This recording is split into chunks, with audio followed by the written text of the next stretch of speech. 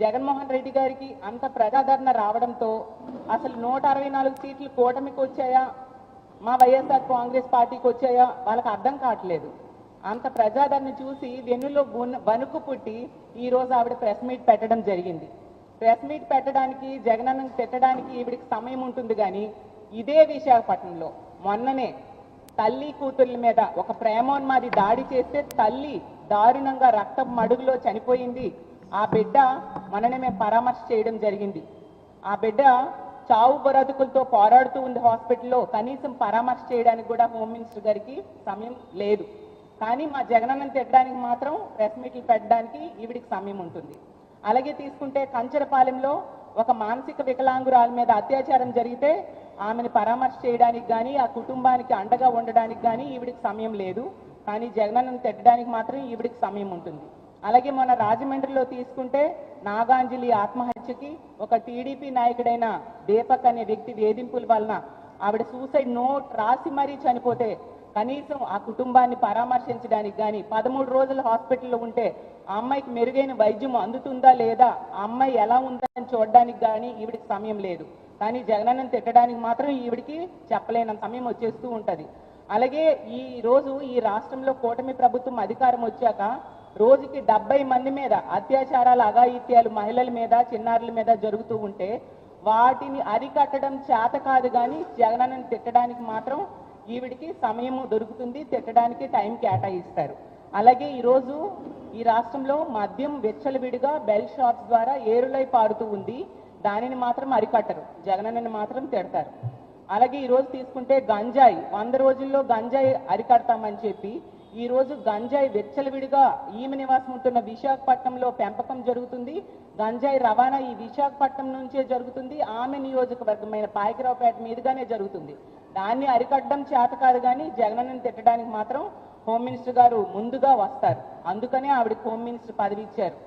అందుకే ఆ హోమ్ మినిస్టర్గా ఆవిడ పూర్తిగా విఫలమైందని మరీ చెప్తూ ఉన్నాం. ఆవిడ ఒక పాయకరావుపేట ఎమ్మెల్యే మాత్రమే. అలాగే తీసుకుంటే మా జగన్మోహన్ రెడ్డి గారిని పులివెందుల ఎమ్మెల్యే అంటుంది. ఎంత సంస్కారహీనంగా ఒక మాజీ ముఖ్యమంత్రి గారి గురించి ఆవిడ మాట్లాడుతూ ఉన్నారో అర్థం చేసుకోవచ్చు. జగనన్నకు వస్తున్న ప్రజాదరణ చూసి వారవలేక ఇలాంటి మాటలు ఎన్ని మాట్లాడినా ప్రజలు హర్షించరు హోమ్ మినిస్టర్ గారు అనే విషయం మీరు తెలుసుకోండి అని తెలియజేస్తూ ఉన్నాను. అలాగే జగనన్న అంట క్రిమినల్లా మాట్లాడుతున్నారంట. అసలు మీరు ఏం మాట్లాడుతున్నారు? అసలు పోలీసుల విషయంలో తీసుకుంటే జగన్మోహన్ రెడ్డి గారు పోలీసులు తిట్టారు అనేసి అబాండాలు వేస్తూ ఉన్నారు. ఏ పోలీసులు తిట్టారు? ఏ పోలీసులు తిట్టారు? పచ్చ చొక్కాలు వేసుకున్న పోలీసులు గొడ్డలోడదీసి వాళ్ళకి యూనిఫామ్ తొడుగుతాను అనే ఉద్దేశంతో జగన్మోహన్ రెడ్డి గారు మాట్లాడారు. నిజంగా పోలీసుల్ని కక్షపూరిత రాజకీయాలకి వాడుతున్నారు అనేది నిజమా కాదా? ఎన్ని సందర్భాల్లో మీరు పోలీసుల్ని కక్షపూరిత రాజకీయాలకి వాడారు? తునిలో, తిరుపతిలో, అలాగే తీసుకుంటే తణుకులో, త్రిపురాంతకంలో ప్రతి సందర్భంలో కూడా పోలీసుల్ని కక్షపూరిత రాజకీయాలకి మాత్రమే వాడుతూ ఉన్నారు. ఎక్కడ ప్రజాస్వామ్య పరిరక్షణ కోసం కానీ, ప్రజల రక్షణ కోసం కానీ, మహిళలు, ఆడపిల్లల మాన ప్రాణాలు రక్షించడానికి కానీ మీరు ఎక్కడా ఉపయోగించిన పరిస్థితి క్లియర్గా కనిపిస్తూ ఉంది. అసలు క్రిమినల్ ఎవరు? అసలు 85% మంది మీ కూటమి ఎమ్మెల్యేల మీద క్రిమినల్ కేసులు ఉన్నాయి. సో క్రిమినల్ పార్టీ ఎవరిది అనేది మీరు తెలుసుకొని మాట్లాడితే బాగుంటుంది.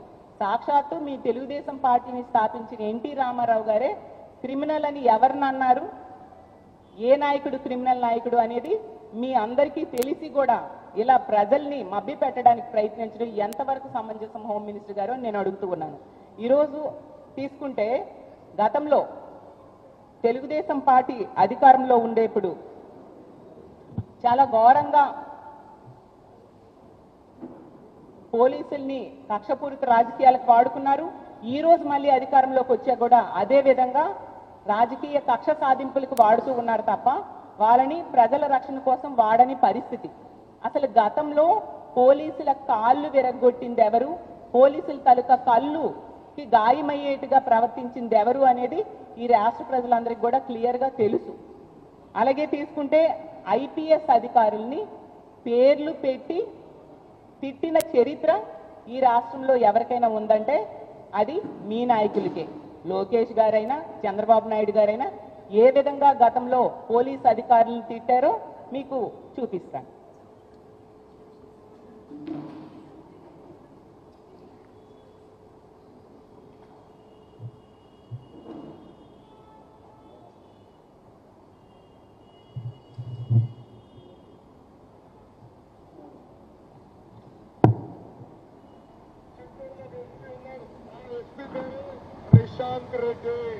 రిషాంత్ రెడ్డి కండువా వేసుకొని వైకాపా కార్యకర్త. చంద్రబాబు నాయుడు గారి పైన వైకాపా నాయకులు రాలేస్తే ఈ రిషాంత్ రెడ్డికి కనబడలేదంట. ఆ రిషాంత్ రెడ్డి చెప్తున్నా 9 నెలలు ఓపిక పట్టు, నీకు ఆపరేషన్ చేపించి అన్ని కంపెనీ విధంగా చేస్తాడు ఈ Lokesh. Rishanth Reddy, you are unfit to be an IPS officer. నువ్వు ఐపీఎస్ కాదు కదా, పీపీఎస్ ఆఫీసర్. పీపీఎస్ అంటే ఏంటో తెలుసా? పాపాల పెద్దిరెడ్డి పబ్లిక్ సర్వీస్. నీకు అంత సరదాగా ఉంటే ఆ కాకి యూనిఫామ్ తీసి వైకాపా బులుగు యూనిఫామ్ వేసుకో బ్రదర్ అని ఈ సభాముఖంగా ఆ పనికి మళ్ళీ ఐపీఎస్ ఆఫీసర్ కి నేను చెప్తున్నా.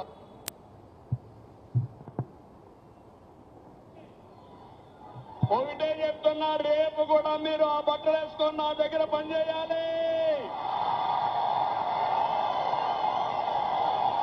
ఆ యూనిఫామ్ సిగ్గుపడుతుంది.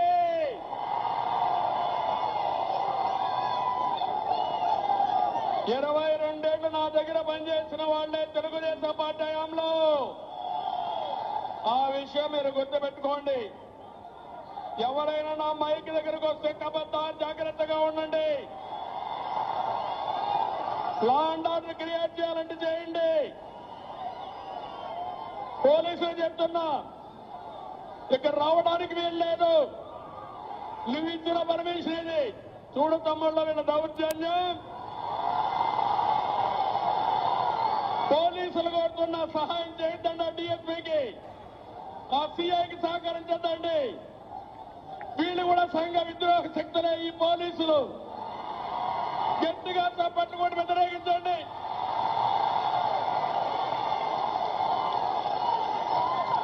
ఒక్క నిమిషం పని నాకు మీ మీద పురుగొల్పాలంటే జాగ్రత్తగా ఉండండి.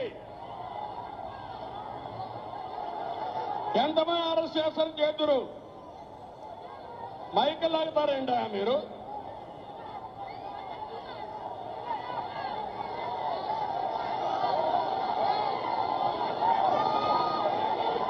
చూడయా దౌర్జన్యాలు. అందరూ నిలబడుకోండి, చుట్టూ నిలబడుకోండి. అందరూ కొంతమంది